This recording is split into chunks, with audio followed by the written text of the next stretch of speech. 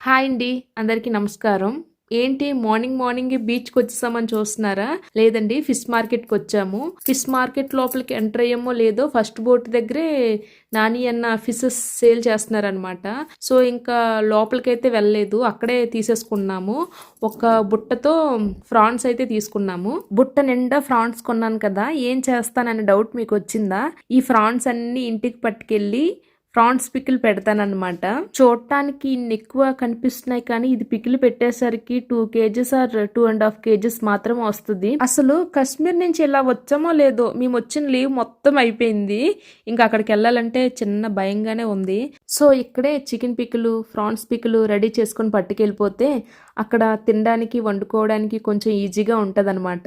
So అందుకోసమని ఇప్పుడు France అయితే తీసుకున్నాను. ఇంతకీ నాని అన్న ఎవరంటే యూట్యూబర్ అనమాట. ఇలాగే చేపల వేటకెళ్ళి చేపలు చూపిస్తూ ఫేమస్ అయ్యాడనమాట.